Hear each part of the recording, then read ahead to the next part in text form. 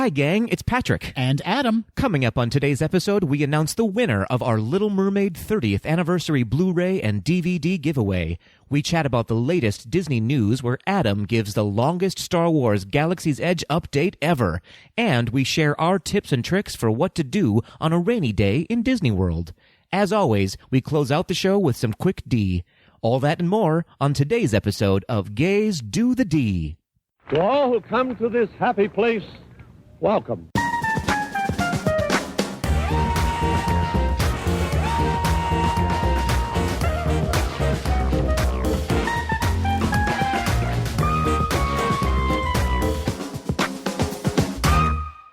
Patrick. Oh, hello, Adam. Hello, Patrick. How are you? I'm wonderful. How are you? Good, thank you. Good. It's weird to have just the two of us back on this episode. It's like mano y mano. Yeah, you know what? It feels right.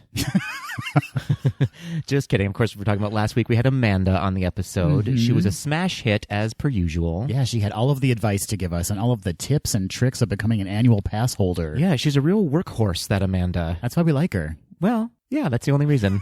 We let her do all the heavy lifting and we just sat back and asked an occasional question. That's right. She's a strong woman. strong woman. Adam, some exciting news. What's that? Maybe not news. It's pretty obvious, but this is our 25th episode. Did you ever think we'd make it this long? I really didn't think we'd go past 2.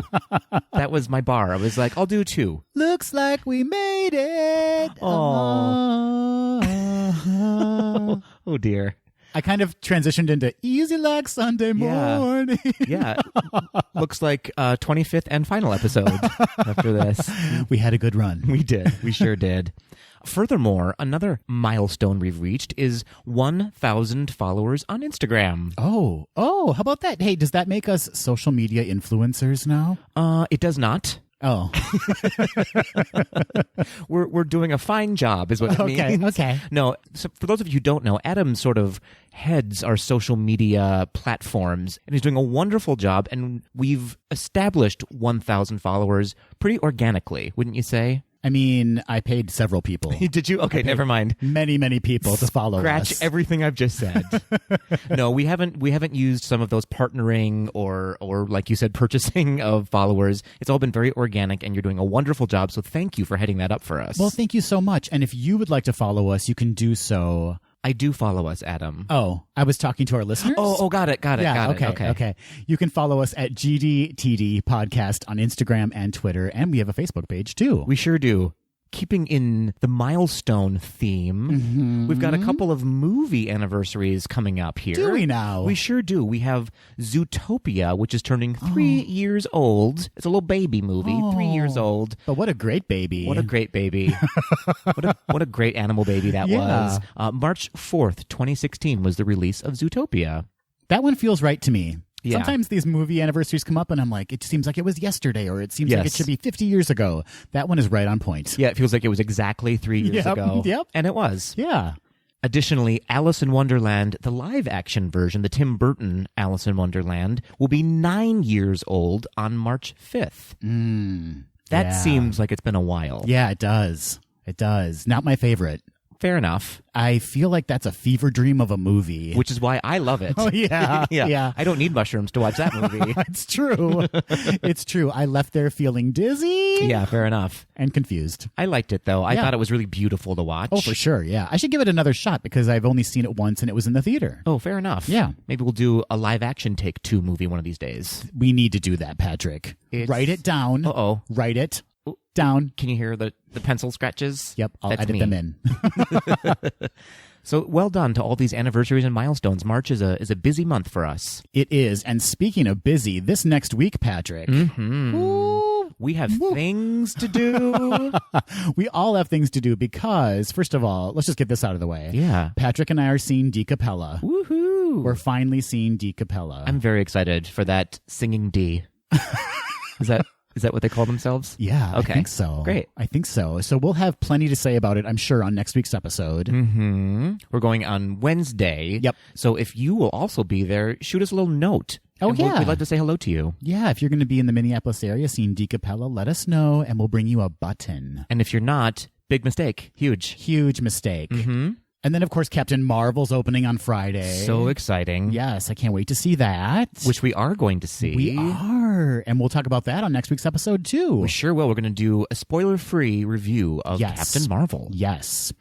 And then in the parks, the 2019 Disney California Adventure Food and Wine Festival has started, and that runs through April 23rd. That's very exciting. Is this their first year doing it? It is not their first year. Oh, I thought that they kind of just recently started doing their food and wine. They have recently started doing it, but it's not their first year. Okay, if I'll just refer to Disney history or ask Adam maybe before we start recording.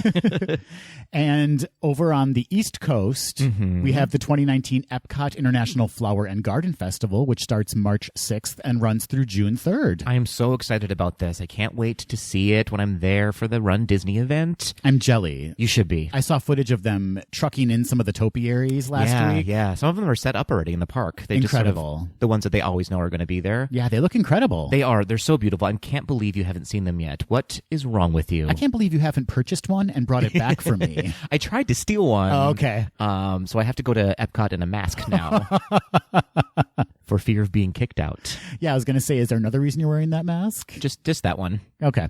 You know, speaking of the Epcot International Flower and Garden Festival, they, of course, have their Garden Rocks series. They do. And I have recently discovered if you have Apple Music, Disney has its own sort of library of playlists. Yeah. And they recently just added a Garden Rocks playlist.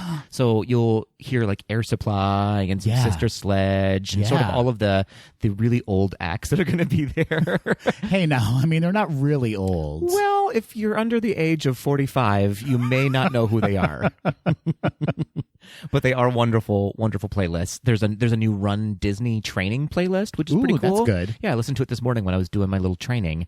Super fun. I recommend going there. They have a lot of playlists. There's a lot of like parks music inside the parks music. Always a great option. Yeah.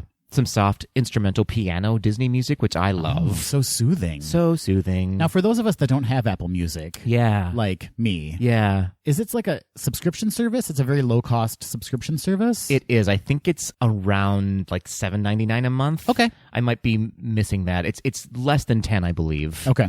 And it's basically like Spotify. Yeah. You have all of the music available that's on Apple. And it's on demand. Like you can request songs. On correct? demand. Yeah. Yep, absolutely. Fantastic. And you can create playlists of your own and keep them, and they're just yours forever as long as you have the streaming service. I feel so old whenever these things are brought up. I'm like, that exists? It's How the future. about that? It's the future.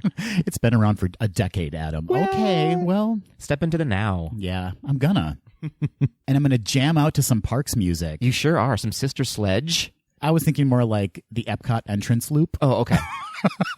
Fair enough.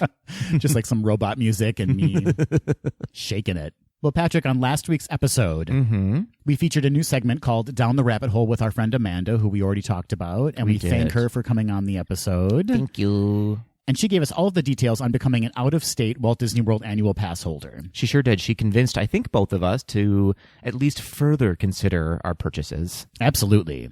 Well, one of our listeners, Freelac on Instagram, his real name is Jeff. Oh. He DM'd us at GDTD Podcast to share some thoughts. That always sounds so dirty, DMing us. I know, doesn't it? I'm like, what did you do?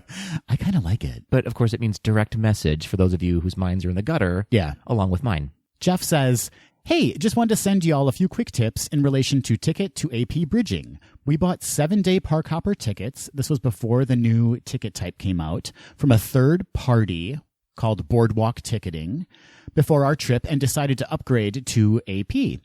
We completed the upgrade at guest services outside of Magic Kingdom and had no problem getting the full Disney face value of the ticket applied towards our APs.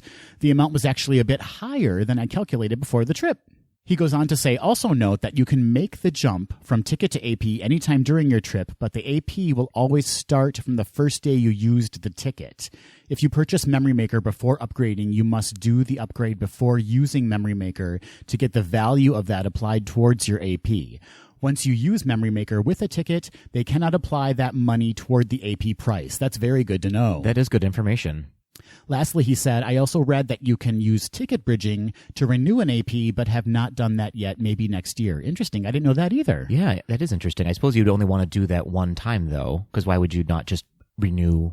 Do you know what I'm saying? I actually have no idea what you're saying. Well, you would, if you renewing, that means you already have the annual pass. Right. So why would you have purchased a trip Oh, that's a good point. during the time that you have the pass? I'm confused. Yeah, my head is I'm about to cry. I'm so confused. But okay. But thank you, Jeff, for those thoughts. We really appreciate it. Yeah, those are some great quick tips, which are the only way I like my tips. Or frosted, I guess. I like frosted Just tips. some frosted tips. I wonder if we'll get some frosted tips at D. Capella. I'm sure we will. They'll be mine. Next up, listener and Instagram follower Aaron.tornado.disney. Ooh, windy. Yeah, I love it. He reached out to us and asked if anyone out there has been to Disneyland Shanghai. He would love to hear from you. He is going to be going to Disneyland Shanghai in April. Wow. Very jealous. Mm-hmm. And he has some questions for you. So if you could, kindly, please reach out to Aaron.tornado.disney on Instagram and let him know that you are here for him. Aaron, were you just writing in to brag that you're going to Yeah. Shanghai Disneyland? He actually knows everything. Yeah. He just wanted to be mentioned on the podcast. He wants everyone to know that he's going to Shanghai Disneyland. Listen, I can't blame you. And last but not least, Patrick, Yas. we have a very big announcement to make. Huge. Simply huge. So last week we announced that we are going to give away a fresh copy of the Target exclusive 30th anniversary of The Little Mermaid with the 4K Ultra HD, Blu-ray, and a digital code. And it comes with so many extras that are exclusive only for this particular package. It's an incredible set. It's an incredible set. The artwork on it, just on the cover, is beautiful. Mm-hmm. I really want to tear into it and look at it all, but I will refrain Thank you. for the winner. And the winner thanks you too. Yeah, I'm sure. And I got to say, Patrick, we had the most entries ever by far. Like, people obviously wanted this. Yeah. I'm so glad we had more entries than we've ever had before. You know what I mean. I know exactly what you mean, and you're disgusting. I'm talking about the drawing. Got it. Okay. So, drum roll, please. We're getting so good at that. I'd just like to make a comment that sometimes you make that sound when you've had one too many drinks. You just happen to make that exact same sound. Yep. That's what I sound like when I try to speak. Okay. When I've had too many cocktails. Yep. Those aren't words. Okay. So the winner is Christumfer. Chris. So what? like Christopher. Yes. But some, like a zoom, I think, maybe. Oh, Fur. So there's a zoom in the middle of Christopher. Some fur. Like it? Yeah, love it. Okay. So congratulations, Christumfer. Congratulations, Fur. It's hard to say. It is hard to say, but I love the name. And thank you so much for following us and liking us and reposting us. Hopefully you continue to do so. Chris Sumfer, we will reach out to you on DM and get all of your info and get that copy of The Little Mermaid off to you ASAP. Now, before we head into the news, Adam, as we said before, we're going to be seeing Captain Marvel next weekend and giving a review of it. So if you have seen Captain Marvel, of course you won't have seen it when this episode drops, but during that week, shoot us a little note. Tell us what you thought of the movie, any questions you had about it. We'd love to hear that. Maybe we'll give you a little shout out on the episode. You can, of course, email us at info@gaysdothedeed.com. Or you can reach out to us on social media at GDTD Podcast. As promised, Adam, what do you say we talk about some news now? And away we go.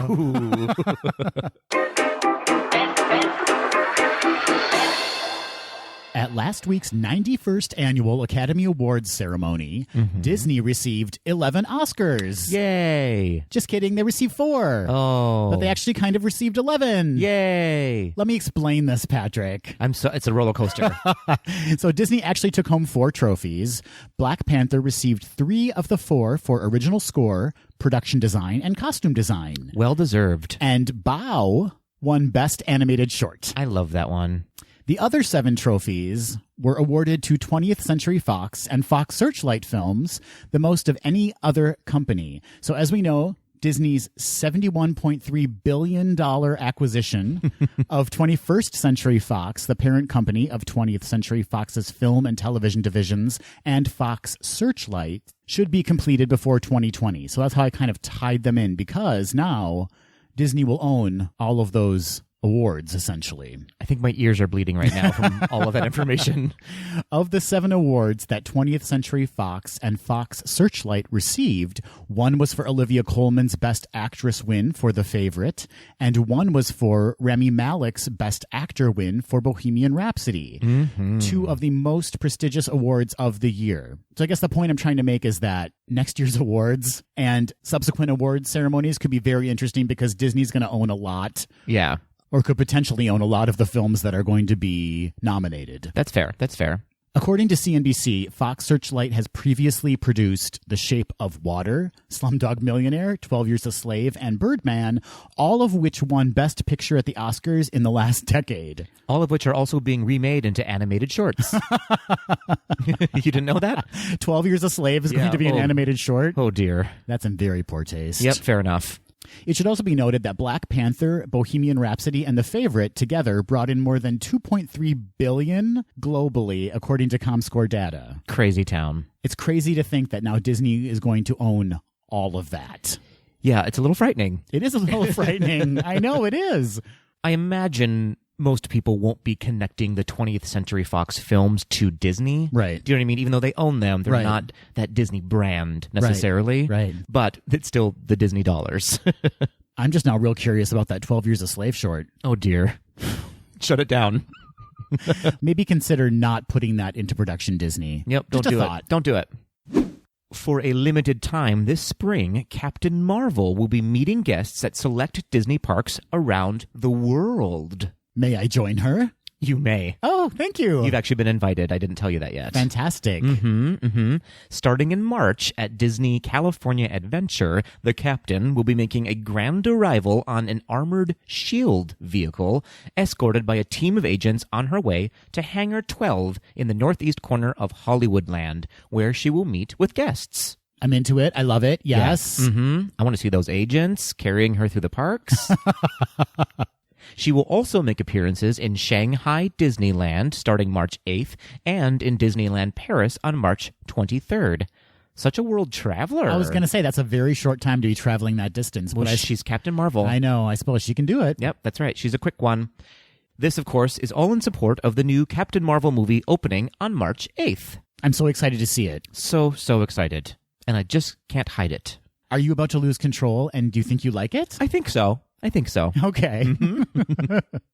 According to Variety, Disney Plus, Disney's streaming service set to debut later this year, is currently developing a scripted series that will focus on iconic Disney villains. Oh my goodness. It's happening. It's basically our visual TV version of the Disney Villains Park that we want. Yep. The series is currently titled Book of Enchantments and will be based on the Villains book series penned by Serena Valentino. It will tell the origin stories of Disney characters like Ursula from The Little Mermaid, the Beast from Beauty and the Beast, Maleficent from Sleeping Beauty, and the Wicked Queen from Snow White. Queen Rebecca. I mean, if there's ever a time to actually drop her first name, it's in this series. If you're listening, Disney. It's Rebecca. Sometimes Becky. If you're nasty. Becky with the good hair. Oh, no. Nope. Disney Plus and ABC declined to comment on this Variety story, so they're being hush-hush about it. Oh. When I posted this story to our Instagram at GDTD Podcast, there was quite a discussion that occurred, and I loved it. Oh, yeah, a frenzy happened. People love these books, which makes me realize I really need to start reading them. Yeah, I need to start reading in general. But well, yeah. Someday you'll learn. Someday you'll learn how to do it. Yeah. But what was so great to see was that someone would comment with a question, and someone would respond to that. And like I wasn't even dealing with it. It was like this wonderful conversation that was happening right on our Instagram. Our Instagram's alive. I loved it. I loved just seeing the people connecting through our Instagram. It was fabulous. For sure. There's obviously no word yet on when this series will be released, but I, for one, am here for it. I'm here for it, and I'm queer for it. Oh, dear. Question for you. Yeah. The Beast. Yeah. Villain? Well, that was one of the questions that was brought up. Yeah, man. I guess I haven't read the book, so maybe it's through the eyes of the townspeople that he is a villain. I think it actually focuses on before he becomes the Beast, when he's just a nasty, nasty prince. Sure. Yeah, Okay, yeah. That makes sense. Or maybe it does deal with the Beast eventually, but I think a majority of the book is pre-Beast. Okay, well, maybe I will drum up some desire to read anything at all. Yeah. I'll read that book. Yeah. And then I'll report back on it. And I'm going to wait for the series because I cannot be bothered to crack a book. Fair enough. Every year, Forbes Travel Guide sends anonymous inspectors around the world in search of the world's best restaurants, spas, and hotels. Each location is tested on up to 900 standards.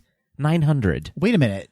Forget about the 900. How do I get this job? I know, I have to right? travel and stay in these amazing resorts and like try these restaurants. And Let's be honest, you wouldn't check up on any of the standards at all.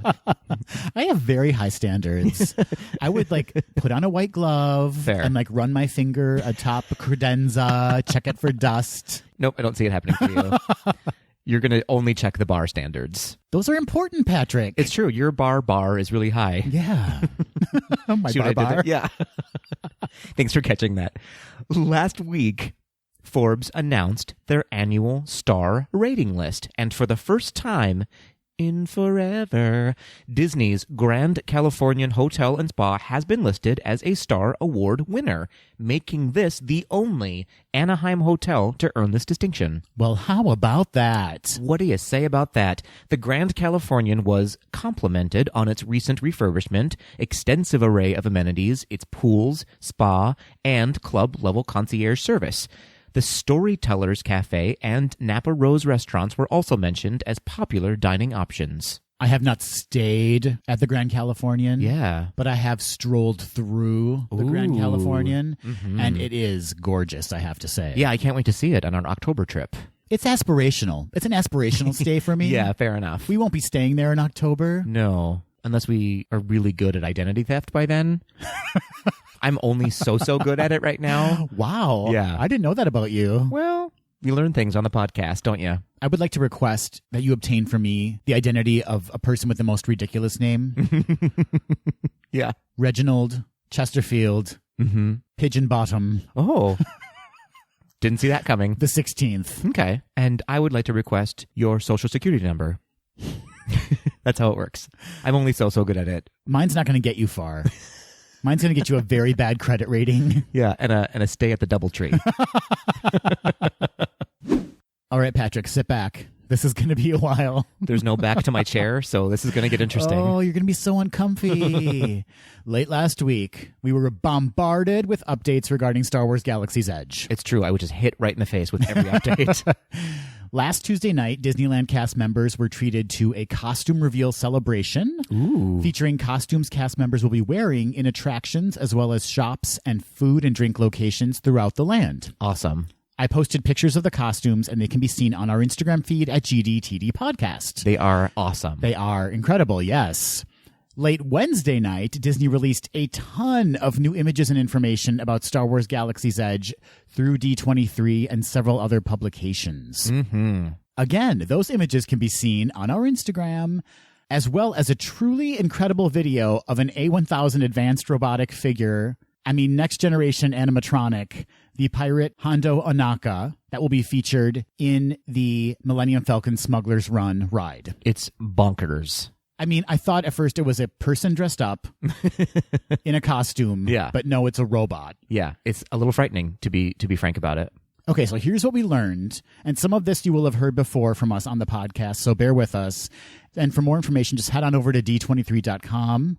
Entertainment Weekly also had extensive coverage of Galaxy's Edge, as well as travel and leisure. So any of those sources, check them out. Yeah, do it. Okay, so first up, Millennium Falcon Smuggler's Run.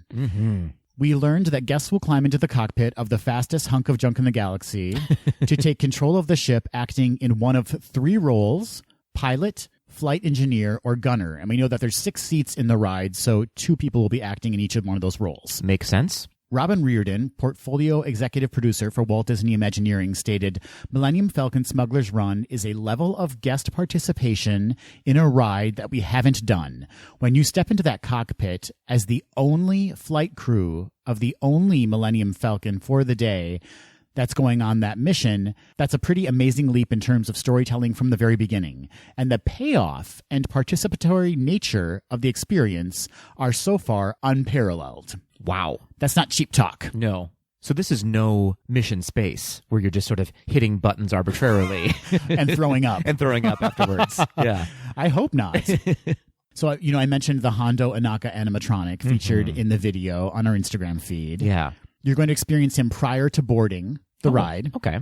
This is a quote. "The figure looming over you is a state-of-the-art animatronic with dialogue delivered in his signature Russian Caribbean accent by Winnie the Pooh voice actor Jim Cummings, who performs the character's voice on animated Star Wars shows." Wow. Yeah, I didn't know that. That's cool. The final moments of waiting may be just as exciting as the ride itself. After consulting with Hondo, guests will be led down a jet bridge into a familiar location, the Falcon's chess room, where C-3PO once advised, "Let the Wookiee win." At this point, guests have already been assigned a flight group and a number. Hondo and Chewie need 2 pilots, 2 gunners, and 2 flight engineers for each run.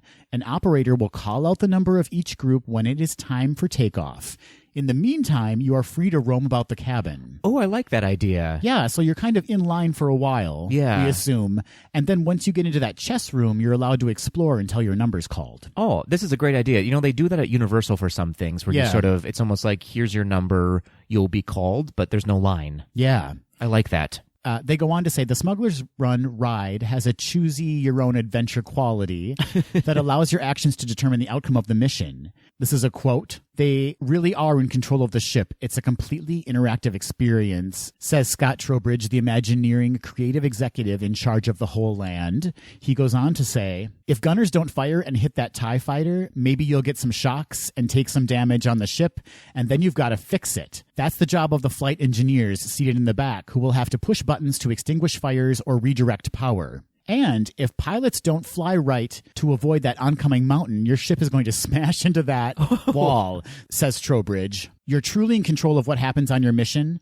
And then it's asked, will there be any hint of L337 Lando Calrissian's droid co-pilot, whose consciousness joined with the Falcon when she was mortally wounded in Solo, A Star Wars Story? And to that, Asa Kamala, the Imagineering creative director giving the tour, answered cryptically, there are interesting things to discover in the cockpit. Oh, all right. The actual mission was not operational for Entertainment Weekly to take a spin, but they did see the concept art of the Falcon flying through a cavernous cistern with a giant tentacled beast lashing out from within the tubes, keeping the interior lake-filled. Other than that, the details of the mission are yet to be revealed. Sounds incredible. Also sounds like you're going to be depending on your co-riders to give you a good experience on the ride. You do not want me on that ride with you. I imagine every experience will be good. I'm sure they have some sort of fail-safes if, like, you hit that mountain or whatever. But, wow, that's incredible. And now we're going to talk about the attraction Star Wars Rise of the Resistance. Mm-hmm. This is one of the most advanced and immersive experiences ever undertaken by Walt Disney Imagineering. Wow. As new Resistance recruits, guests will join a climactic battle against the First Order, including a run-in with Kylo Ren, which we knew about. Their journey will take them inside a full-size starship and aboard a nearby Star Destroyer. John Lorena, executive creative director for Walt Disney Imagineering, stated, "It's a cinematic, immersive experience." He goes on to call it, quote, "one of the most complex things we have ever done." And he promises, quote, "experiential, jaw-dropping, how did they do that moments." Wow, my jaw is dropped already. Of Star Wars Rise of the Resistance, Entertainment Weekly says Disney Parks officials won't say exactly how long Rise of the Resistance lasts, but they say it's not the 28 minutes that had been rumored online. Oh. So we had been reading that it was about a 30-minute experience. They say it's not as long as that. Okay. Travel and Leisure stated that Disneyland and Walt Disney World's new Star Wars ride is being touted not just as a signature experience, but 4 attractions in one. Guests will board multiple ride vehicles, encounter enemies, and walk the halls of a Star Destroyer as if they were truly a Resistance fighter taken captive. Yes, for the very first time, a Disney ride will have you move from experience to experience in vehicles and through segments on one immersive cinematic storyline that doubles as a ride. Crazy town. Travel and Leisure went on to say, having walked it firsthand, scale of this unparalleled experience cannot be underestimated.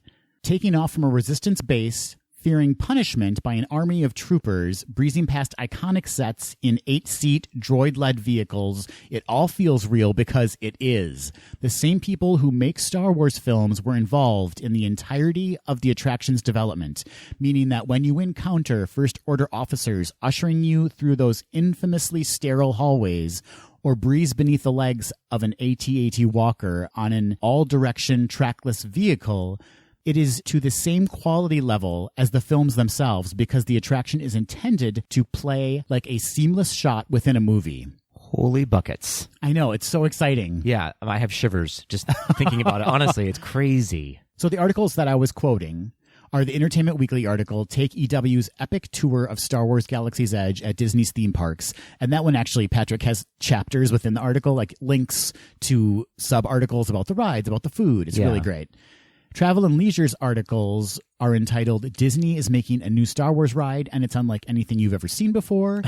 And I've seen Disney's Star Wars Galaxy's Edge. Here's what's inside. So check out those articles for more details. For sure. And there is a rumor floating around that for the first time in the domestic parks that Disney is considering selling fast passes for those two attractions. Oh my goodness. In addition to their already existing fast passes? That's correct. Wow. So there would be the Fast Pass experience as we know it now, and then if you were willing to pay, you could buy Fast Passes to experience those attractions.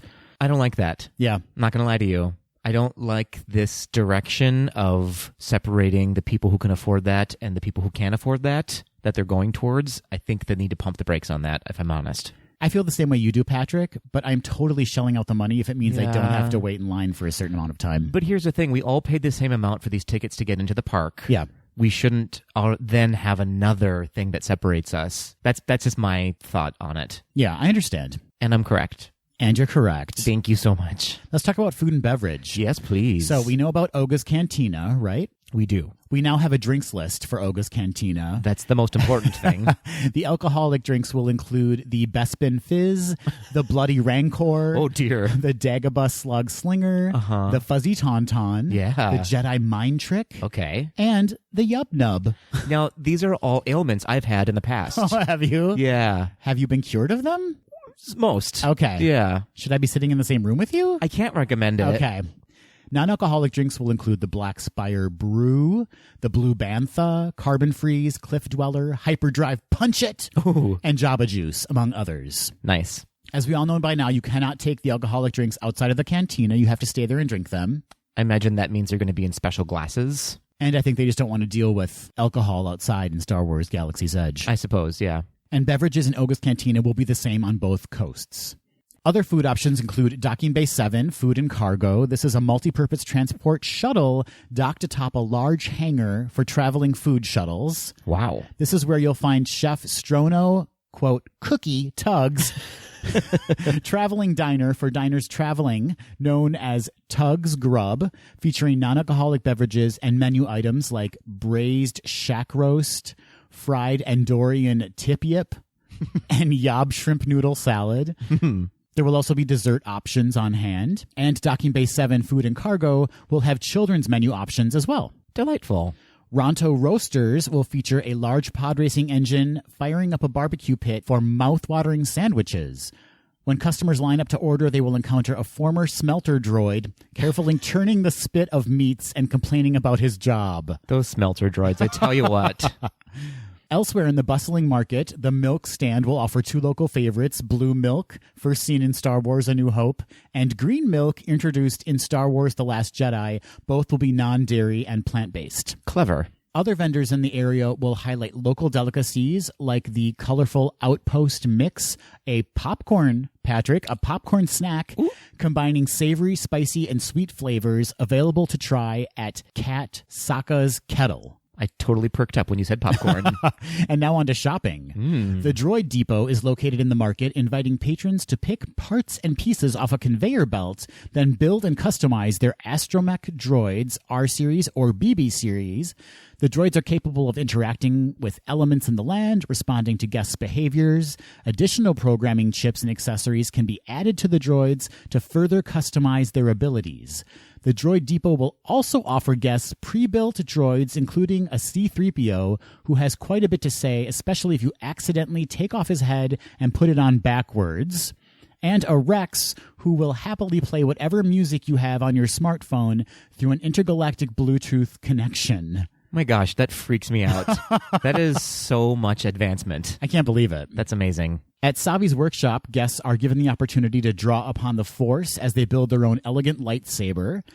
Travel and Leisure commented that they actually held one of these lightsabers, and they're the real deal, complete with a hefty hilt base, spot-on sound effects, and a glowing light from within a non-breakable plastic blade. Amazing. Inside Doc Ondar's Den of Antiquities, visitors will find a selection of mysterious and rare items for sale representing different eras of the Star Wars galaxy, including ancient Jedi and Sith artifacts, holocrons, lightsabers, and more. And as we know, that shop will actually include an audio animatronic of Doc Ondar. Mm-hmm.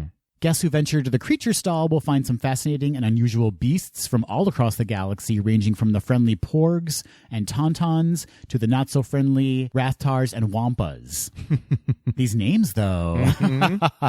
So as we reported before, Patrick, we won't find existing Star Wars products. Mm-hmm. This is all new stuff that's specific to Galaxy's Edge, and it won't be branded Star Wars. Right. It will be like toys and things that appear as if they're kind of more organic to the experience. Right, because their Star Wars isn't a brand. You're just in the land. You're living there. In the land, not a brand. In addition to all of this, the Play Disney Parks mobile app will play a big part in the land. Star Wars Galaxy's Edge is the first land designed to integrate with the one-of-a-kind app, which debuted last summer and offers interactive adventures and experiences that bring surrounding environments to life at Disneyland Resort and Walt Disney World Resort. The app will provide new opportunities for guests to engage with the land, like translating a galactic language, learning what's hidden inside crates and containers, or accomplishing certain tasks by participating in missions. Very cool. Guests can also use the app to interact with a variety of elements like antenna arrays, door panels, drinking fountains, droids, media screens, and ships. Wow. Yeah, I read that one of the water fountains will have like one of those one-eyed creatures that pops up in Star Wars A New Hope in the garbage disposal. Like you'll just be drinking water and suddenly like pop up in your face. That's cool. So just crazy stuff like that will be happening. I love it. Anyway, I know that was a lot of information. Yeah. And thank you for bearing with us, but my heart can't take this, Patrick. I know, it is I know. so exciting, and it's going to be just, it sounds like it's going to be phenomenal. For sure. And that's all the time we have on today's episode of Gays Do the Deed. No, I'm just kidding. No, that was a lot of information, but it was super exciting. Yeah, it's a very exciting time to be a Disney and Star Wars fan. Absolutely. As we all know, Captain Marvel opens on March 8th this week, but more importantly, March 8th marks the 2019 International Women's Day. Dating back to February 28th, 1909 in New York, and then officially adopted in 1975 by the United Nations, International Women's Day is intended to both recognize and celebrate the achievements of women across the globe and to further the fight for gender equality. Hear, hear. Hashtag We're with Minnie. Yeah. This year, according to internationalwomensday.com, the campaign slogan is hashtag Balance for Better, calling for a more gender-balanced world. I think we can all get behind that. 100%. So, if you happen to be in the Disney parks on March 8th, Disney is celebrating International Women's Day with special entertainment and food and beverage options in all 4 Walt Disney World parks and in Disneyland. In the Magic Kingdom, you can dance with some of your favorite female Disney characters like Judy Hopps from Zootopia and Joy from Inside Out at the Sisters Soiree dance party in Tomorrowland. You can also purchase a strawberry shortcake shooter at the Cheshire Cafe and at Westward Ho. In Hollywood Studios, guests can encounter Rey in a hidden resistance base within Star Wars Launch Bay. The women of the Green Army Patrol will march through Toy Story Land, and the citizens of Municiberg will honor their super women as part of their incredible celebration. Guests can also enjoy a Mrs. Incredible pretzel mask at the Neighborhood Bakery, a lemon blueberry cheesecake at Catalina Eddie's, and a Tres Leche at Fairfax Fair. In Epcot, the Voices of Liberty in the American Adventure will be celebrating women with special performances of empowering songs, and guests can purchase a purple mini dome cake at Fountain View. Additionally, guests can purchase a Women's International Day special cookie at the Biergarten. Finally, over at Animal Kingdom, guests can party and dance at the Hakuna Matata Dance Time Party on Discovery Island and the Dino-rific Dance Party in Dinoland, USA. You can also purchase an International Women's Day cupcake at Creature Comforts, an Infinite Ambition cocktail at Tiffin's and at the Nomad Lounge, and the International Women's Day cookie at various outdoor vending locations. Over at Disneyland, guests will be able to purchase an International Women's Day dark chocolate ganache square and a chocolate power piñata at the Ganachery. And Amarette's Patisserie will be offering a pink mascarpone lollipop. That's a lot of treats. A lot of treats. Mm-hmm. Neither of us are ladies. Fair. That's fair. That's fair to say. But we both love women. I mean, not physically, but we love women. Of course. I think we both agree that women deserve an equal place in this world. Of course. And certainly need a much larger role in world leadership. 100%. Yes. But some of this doesn't feel right to me. I don't want to say don't feel right. I feel like good job, Disney, but also it's like it's a lot of treats and like dance parties. And sure. I don't know if it's me wanting more of like a weighted celebration or I don't know. How do you feel about it? Well, here's what I'll say. I think this is kind of new for Disney. They haven't done this very much in the past, and it's a little bit bigger, and it gets a little bit bigger every year that they do it. Yeah. They also don't get behind a lot of campaigns necessarily. They try to stay a little less political and more just it's when you're in the parks, you're there in the parks. That's not to say that we can't all find a message wherever we are in the world. So I think it's good that they are participating in any way at all. Right. They're calling Absolutely. attention to it. They'll get probably a lot of social media posting about International Women's Day, which is great. Right. And hopefully that'll shoot some of those people over to the internationalwomen'sday.com website to learn more about it. But I think you're right. I think that there is a better way to do it. And I don't want to come off sounding like a misogynist in any way, No. or like I just want something a little bit more meaningful as opposed to like treats and dance parties. Absolutely. I hear what you're saying. I think what they're doing at the Voices of Liberty is pretty cool, and I would love more of that kind of feeling to it, a little more heart behind it. And our friend Amanda actually echoes that sentiment. I actually reached out to her via text last night when I told her we were doing this story and said, how do you feel about this? And she said, I appreciate the Voices of Liberty show at Epcot and the fact that they are giving Women's Day some attention. She says, I hope Ray is always there. She's not, though, which is sad. Oh. Not always doing meet and greets, anyways. She does comment that some of it seems lightweight, though, and she does say that, it's mostly treats. But she says she appreciates the gesture. She says, I think they are missing a real opportunity to showcase female Disney characters who have been pioneers, adventurers, and heroes throughout Disney's history. Maybe scrap all the little events and have a parade. Let the female cast members march too. Yeah, I like that idea. That's a great idea. 100%. They are doing, so we were talking earlier about the Green Army women in Toy Story Land. A lot of people don't know that a lot of the soldiers are men and women. I did not know that. And this is the first time that they'll be doing a women-only toy soldier march through the park, which is pretty cool. Great. Yeah. Yeah, but I agree. I think that there's a better way to show up, and maybe this is just them dipping their toe in the water. And of course, we did report before that they do have, the International Day of the Girl that they celebrated pretty hard with the Dream Big Princess campaign. And that went over quite well. So I think that there's more to come in years to come. In any case, we invite you all to celebrate the women in your life and across the world and get out there. Use that hashtag Balance for Better on March 8th and maybe every day. Maybe let's celebrate women every day, not just on one day of the year. I love it.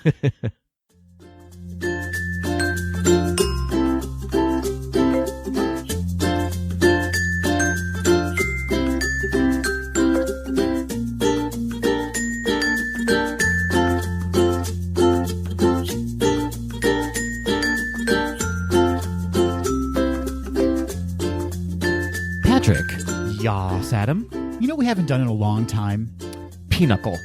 Also, we haven't had a good old-fashioned DIS-cussion. You're absolutely correct. It's been a long time. It used to be a regular segment on the podcast. You're right. And I thought it's time to bring that back. Yeah. Because, Patrick, as we all know, sometimes you go down to Walt Disney World, sometimes you go to Disneyland, and the weather is really less than cooperative during that time. It's true. It's a little miserable sometimes, weather-wise. And because our weather here in Minnesota has also been miserable. Oh my gosh, we are living in Elsa's frozen ice castle, minus the castle. Yeah. Mm-hmm. It's like the snowy tundra of Hoth up here right now. It really is. I mean, I can barely see over the corners of sidewalks. Just so much snow. Yeah, we're just living in a very dangerous land right now. In fact, when we recorded last week's episode with Amanda, we had a backup topic at the ready because the weather was so awful and she has to travel further than we do to make it to the recording studio. Luckily, though, we are hardy Minnesotans and we know how to deal when the weather is less than desirable. But that backup topic we had has now become our discussion topic for this week. I like it. Which is how to deal with the weather when it becomes less than cooperative at the Disney parks. I'm invested. Specifically Disney World, because that tropical climate can turn on you in an instant. It's true. Let's be clear. I would imagine that it rains at least a little bit almost every single day of the year there. Yeah. And as a wise man once said, I believe it was Confucius, who said, blame it on the rain. That was fallen. Yeah. Blame it on the stars that did shine at night. Whatever you do, don't put the blame on you, Patrick. Blame it on the rain. Yeah. That should be a song that someone later lip syncs and gets into big trouble for. Yeah. Anyway. Yeah. Good for you for knowing all those lyrics, by the way. I did not have them written down at all. Yeah. What else is not in your head that the lyrics to a Milli Vanilli song is in your head? So. Yeah. Rain. Yeah. Gross. What do you do? What do you do in the Disney parks when it starts to rain? You go home. Here's what I say. And that's the end of our... You could do that. Yeah. You could throw an adult fit and be like, I paid $3,000 for this. Which people do. They do that. They do it. Watch out for them. Steer clear. You can also be a sport and say, you know what? We're still going to have fun. Yeah. And here's how we're going to do it. Yeah, these are going to be our tips for how to deal with the rain in the parks and how to make the most of your day. I'm going to kick us off. Do it. Kick me. First thing I'm going to say is you throw on that $1 Target poncho. You sure do. And you just keep going. You sure do. Yeah. I mean, what else are you going to do? You can't help it. Yeah. And this is something we've talked about before in our sort of a What You Packin' episode. Yeah. Where we talked about go to Target. Yeah. Get those in the camping section, those little $1 rain ponchos. Just get 1 million of them. Yeah. Doesn't matter. Because if you're in the parks, they're going to cost you at least $9 for a poncho that costs 38 cents to make. Yeah. So save yourself some money. You're more than likely going to use it or want to use it on your trip.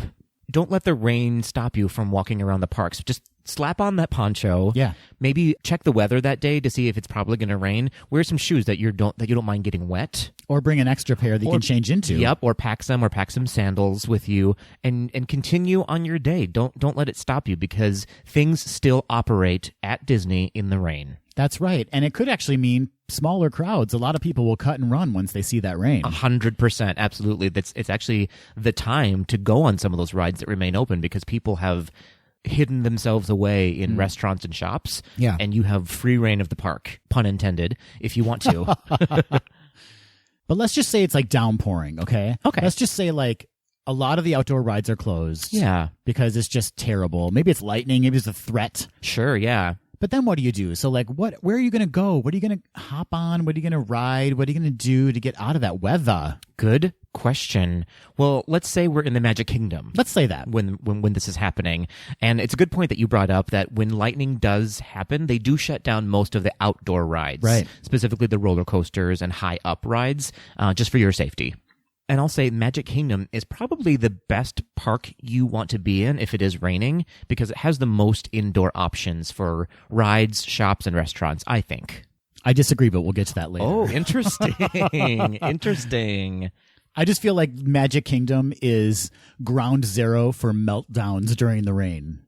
Oh, fair enough. You mean attitudes. Attitudes. Okay. And it is the most crowded park. And so it can be, yeah. You're going to be like elbow to elbow inside attractions and restaurants and shops. Okay. Well, you're wrong.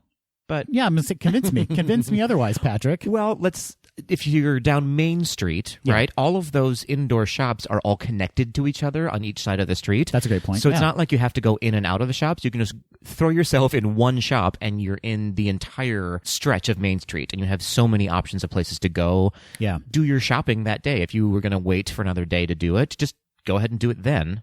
And if you don't want to walk around in the rain with those items that you just purchased, you can bring them to guest services and they will ship them to your on-site Disney resort. We should also mention that plenty of rides do provide cover and will not shut down during the rain. Absolutely. Rides like Carousel of Progress, that's a great example. Enchanted Tiki Room, Yeah. Haunted Mansion, Small World, Space Mountain.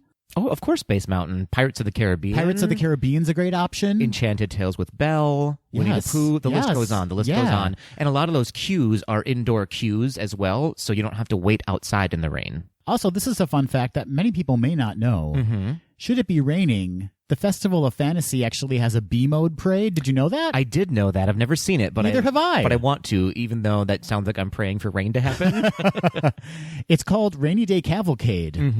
And several of the performers come out in like raincoats and Yeah. boots or galoshes and have umbrellas, and they take a stroll down Main Street in that. Yeah, I've seen some photos and it looks adorable. And they don't do it every time it rains. I think they just sort of, when they're anticipating that it is going to be raining during the parade, Oh, really? then they set it up. It's not an impromptu thing necessarily. It's a planned thing. Oh, good for them. Right?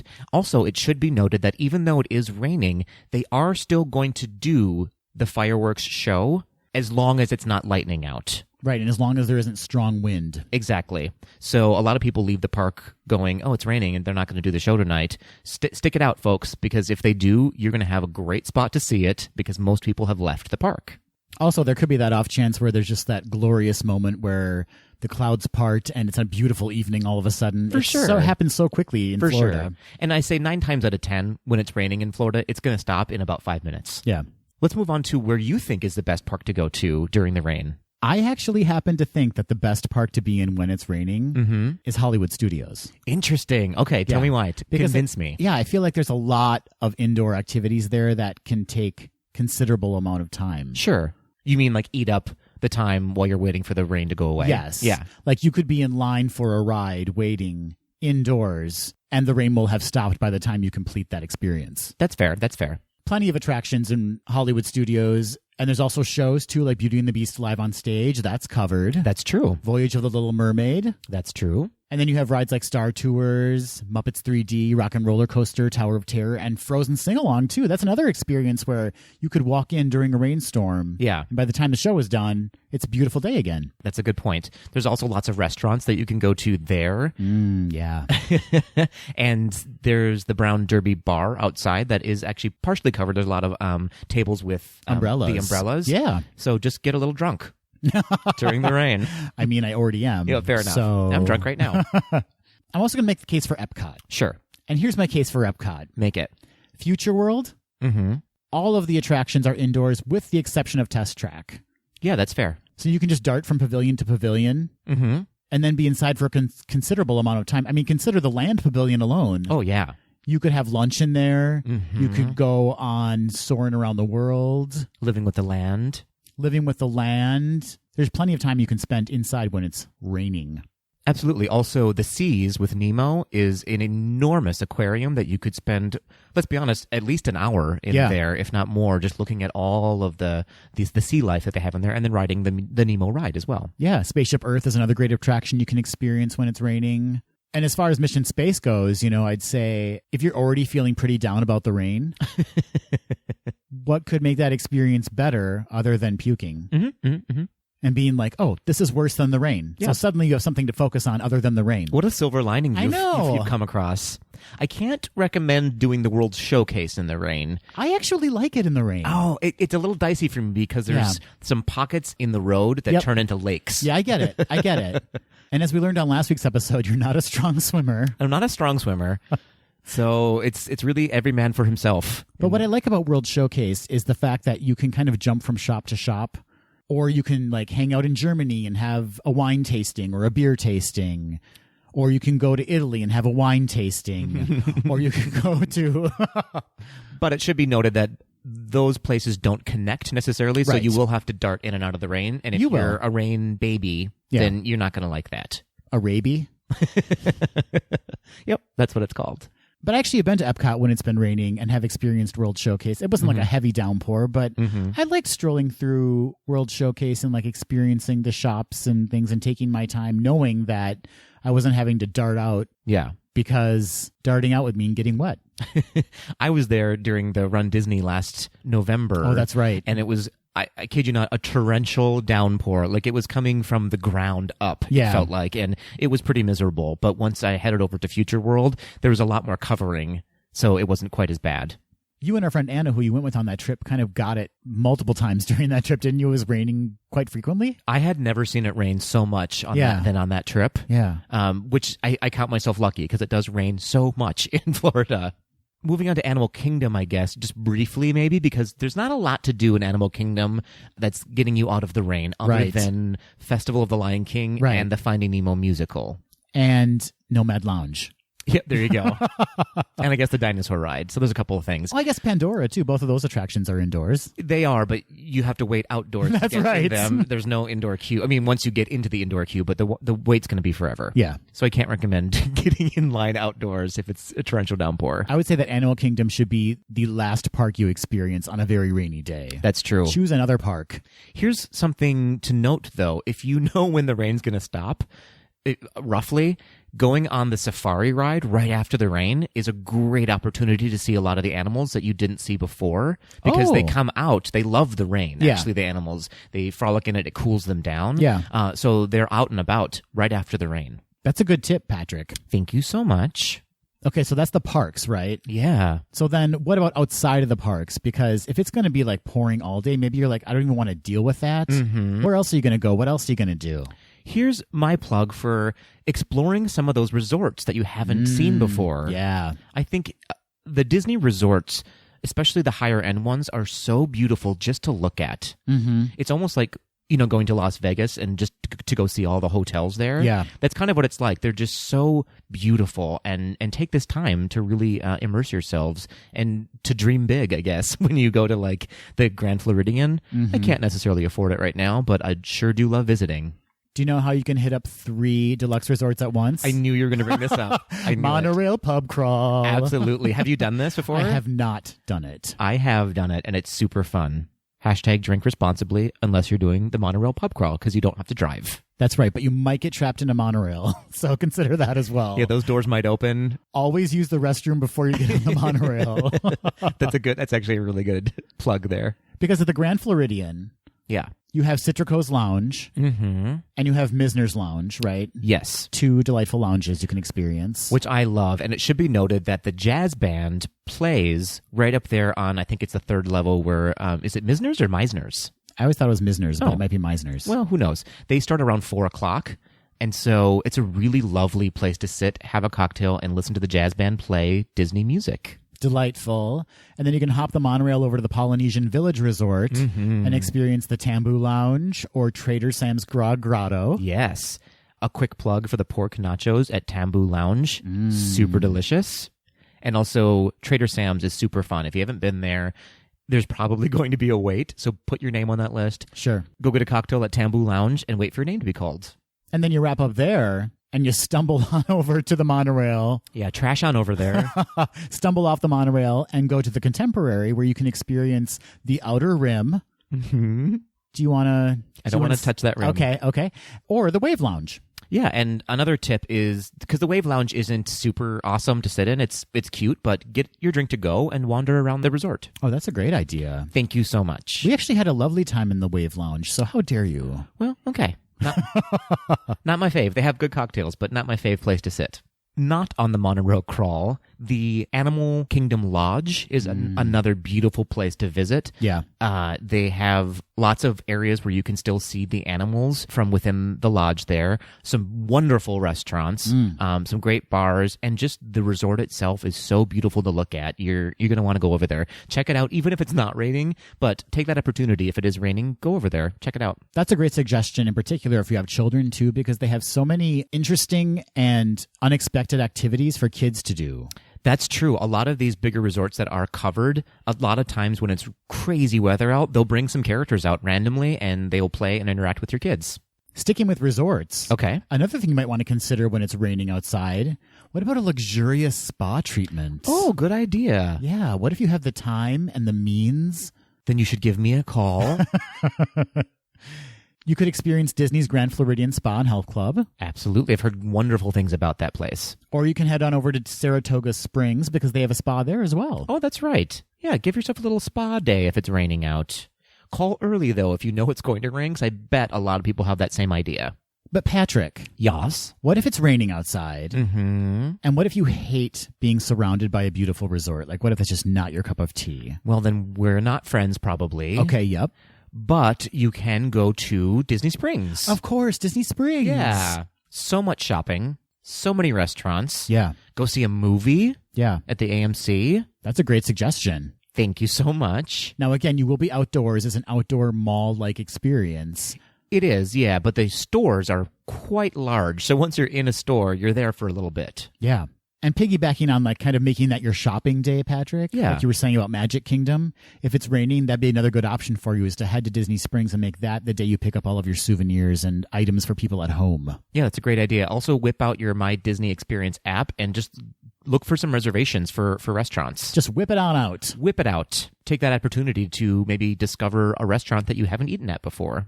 I've got a little off the beaten path idea Yes. for those of you who just want to fully embrace being wet. Where's this going? Well, I think you know. No, just throw on your swimsuit and embrace the rain and head over to the water parks. Why not? A lot of people will abandon ship on the water parks when it's raining. But fun fact, a lot of the slides are still open when it's raining. It's only when they have lightning visible within, I think, 15 minutes that they will shut down a lot of the slides, which deters a lot of people from going to the parks. So if you toughen up, get there, and you don't mind the rain a little bit, you're going to have free reign of the water parks. Again, I said free reign and unrain You're episode. obsessed with it. I know. But no one's going to be there. You're going to get on those slides in 2 seconds. It's a good time to take advantage. Another area you might want to consider heading on over to is the boardwalk. Oh, of course. Yeah, there's a lot of restaurants and bars in that area. Mm-hmm. And there's some shopping along the resorts too. And again, another excuse to explore the resorts. You have the yacht club, the beach club, and the boardwalk, all within walking distance. Yeah, there's a lot of cute places to just duck into, like the Abracadabra bar that we fell in love with. And you can stay there for hours because we did. We sure did. We sure did. And the drinks are amazing. Hi, Skippy. He was the bartender we had. Skippy.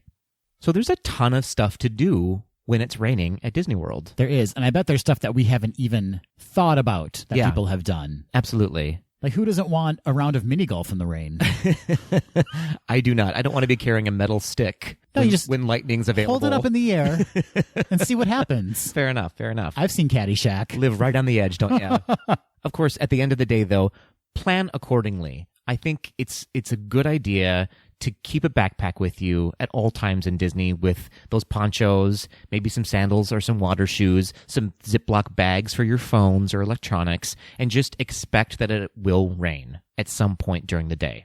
And I think when that happens, just kiss the rain. Right? Just kiss it. Oh, dear. Kiss the rain. Nope. Okay. As you mentioned, those are just some of our ideas for what to do when it's raining. A lot of those I've actually done when it's raining. And of course, we don't have all the answers. I'm sure a lot of you have a lot of hot tips for what to do in less than desirable weather. As always, you can email us at info@gaysdothed.com. Or you can reach out to us on social media at GDTD Podcast. Another quick idea that we didn't talk about is when it's raining like that, it's a really good time to wet your pants. Because who's to know? Who's going to find out? No one. Right. So if the bathrooms are down. Yep. And you have completely lost your mind. Yes. And your ability to hold in, your number ones. Just let it go. Is this what this podcast has become? Pee-pee jokes? Just pee-pee jokes. Well, we had 25 somewhat decent episodes, and somewhat. this is where it ends. It ends here. I can't say I've done that. I'm just giving you a tip from a friend. Sure, sure. You heard one somewhere. I heard someone say that once, and I thought it was worth repeating. Again, I never wet my pants in Disney World. Not even one time on Splash Mountain.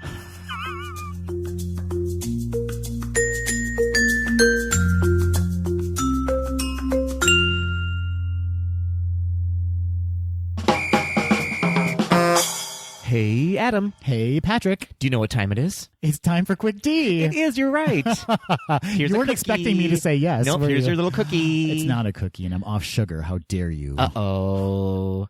It is Quick D time. Yeah. For those of you who don't know, Quick D is where Adam and I ask each other an anonymous question that we have not been privy to prior to this recording. And this week, we are going back to Original D. An anonymous question? Is that right? Is that how you refer to it? Yeah. Oh. Well. Neither of us know it, so it's anonymous, right? Okay. Well, one of us knows it. Yeah. So it's anonymous then? I need a dictionary. You know what, Adam? I'm going to go first. Oh, selfish. I'm going to give you my quick D. Yep. Are you ready for it? I'm ready. Okay. As you know, Epcot's International Flower and Garden Festival is upon us. Yes. One of my favorite activities is the Easter egg scavenger hunt. I have a surprise for you. Yeah. Gaze Do the D is hosting its own scavenger hunt. I love it.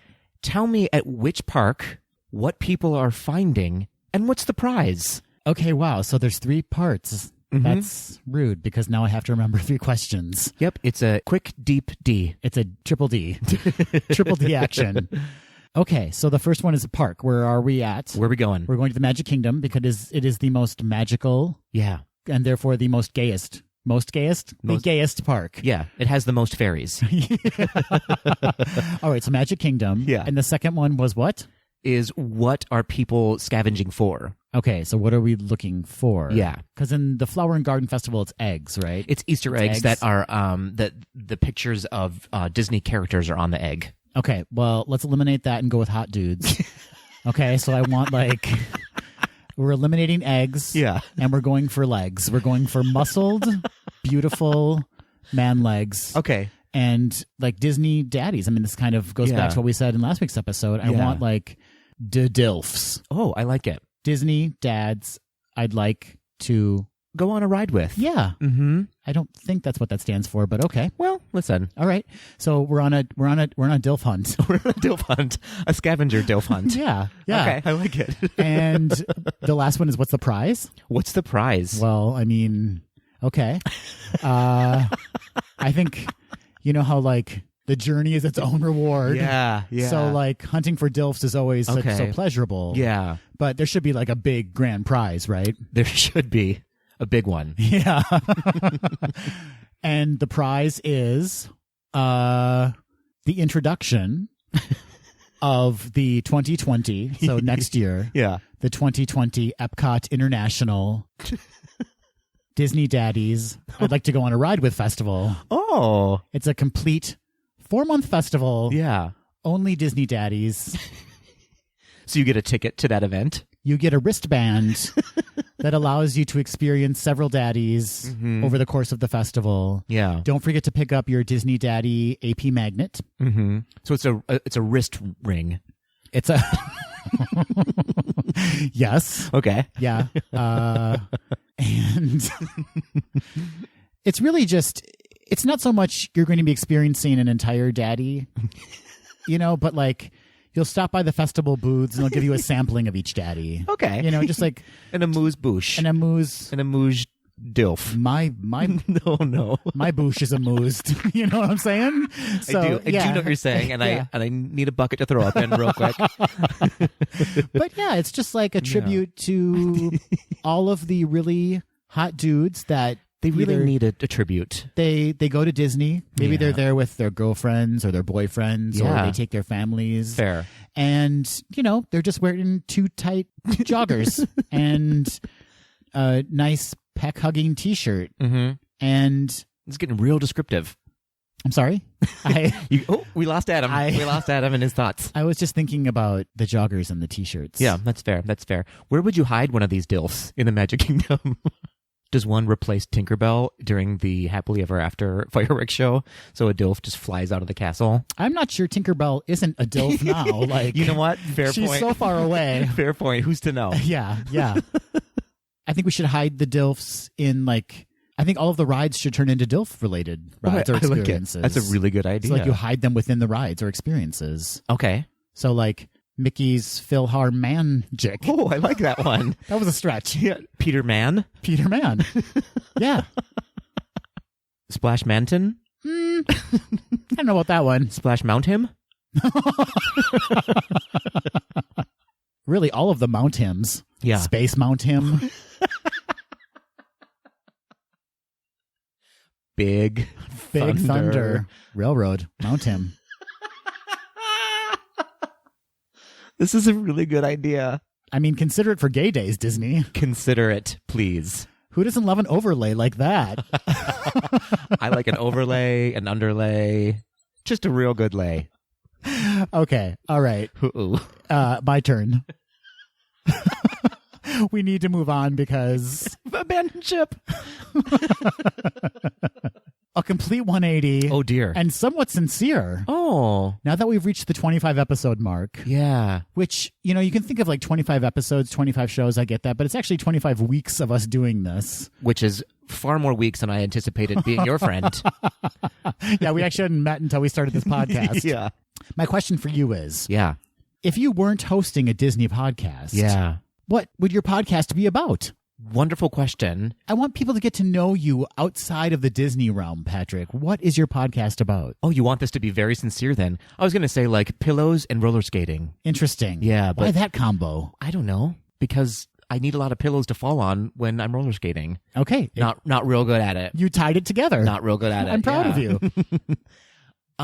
If I'm being sincere though, Well, just what do you like? What are you going to talk about? drugs? That's the first thing that came out of my mouth. Okay, but no, for real. What do I like? You Yeah. know what I love? Meatloaf. Oh, It's my favorite meal. is there you could have a whole podcast? I mean, like multiple episodes about meatloaf? Why couldn't you? I guess there are different types of meatloaf. You can have turkey meatloaf. Yes. You can have beef meatloaf. Beef loaf. You can have veg loaf. Yep. I You mean, can some do. pinch a loaf. Okay. Maybe it's about loafs. Wait a minute. So what about like the singer meatloaf? Well, that'll be the theme song, obviously. I'll tell you, I'm praying for the end of time right now because this has been quite the episode. Interestingly enough, and I use the word interesting very strongly and Yeah. very quickly. Yeah. I was talking about meatloaf yesterday, the food, not the singer, to the co-star of my show Constellations, Kayla. Yeah. I was just asking her how she likes her meatloaf, with or without ketchup. And her answer was, we're all just hanging onto the edge of our seats. With ketchup. Kayla. And I good slapped her choice. right in the face. Oh, you don't like ketchup on your meatloaf? Do not. Oh, I love it on my meatloaf. I enjoy, if I'm going to have a sauce, it's going to be barbecue sauce on a meatloaf. Okay, I do that too. I'm a very cheese-forward meatloaf person, though. When I make my meatloaf, I throw all the cheeses in the land. Oh, interesting. inside I don't of know it. if I've ever had cheese in a meatloaf before. Oh, so you've just been eating garbage. Listen, my mom's meatloaf was like cooked to I like that it was cooked. a char. Oh. It was more like a meat brick, you know? Not digestible. Oh, man. See, we already have a podcast right now. You're right. This has You're been a right. full 25 minutes conversation of meatloaf. So should we make an announcement? This is officially the end of Gays Do the D, and we're transitioning, Gays do the meat. which also works. Yep, I like it. I want to know actually what your podcast is going to be about. I'm slapping it on over to you. It's a double D. Ketchup? We can combine our podcasts then. No. Meatloaf and ketchup. I think I know when I've struck gold, and I'm not going to need you with the Ketchup podcast. That's fair, because I hate ketchup so much.